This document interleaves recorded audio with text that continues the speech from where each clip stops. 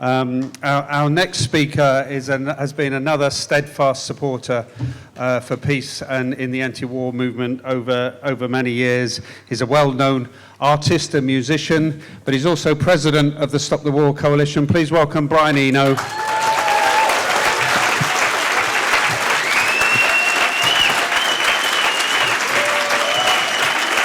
Thank you.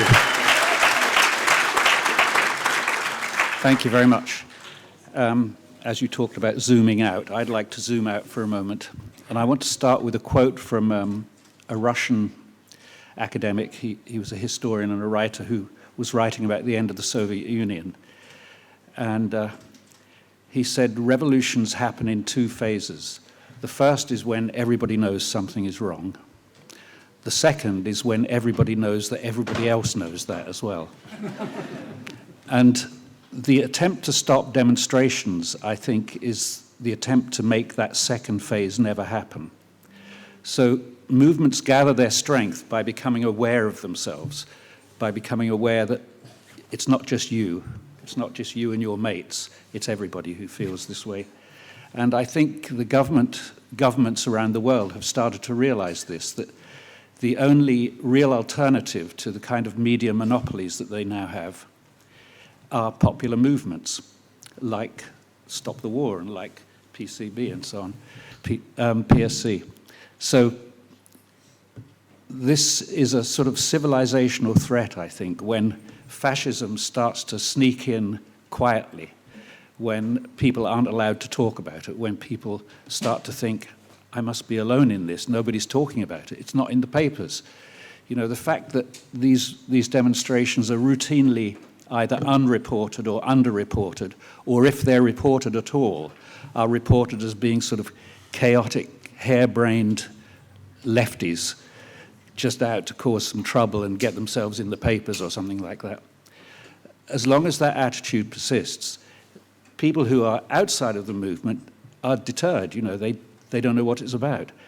So we have now a culture of a sort of deliberate ignoring of the whole thing, a neglect of the whole thing by all of the media organizations, really. Now, I have to say even the BBC is, which to you younger people, even the BBC will sound a bit weird, but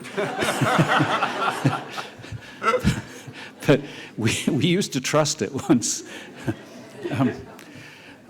I was just saying to the person I'm sitting next to that I went to the BBC the other day to do an interview.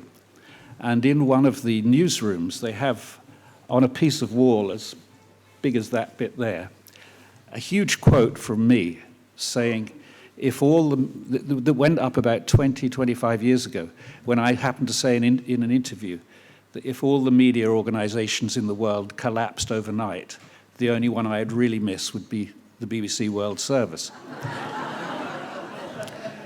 It's still there.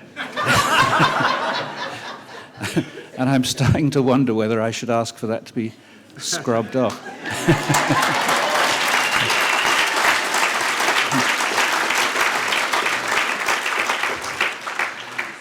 But I won't talk for much longer, but one thing I want to say is that the most valuable commodity in the world right now is your attention.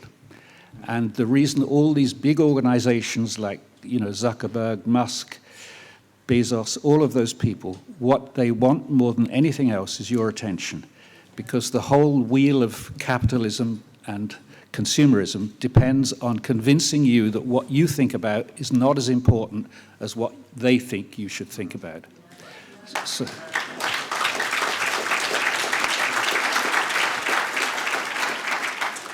So I hope that one of the things that artists do is to remind us what it is that we really care about, what it is that we really like, independent of what all of these other people think we should like or dislike.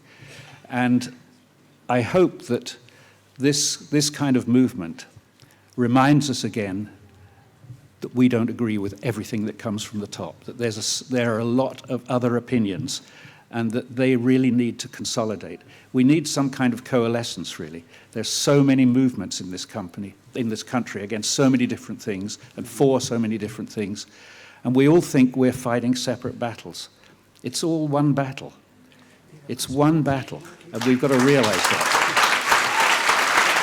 Thank you.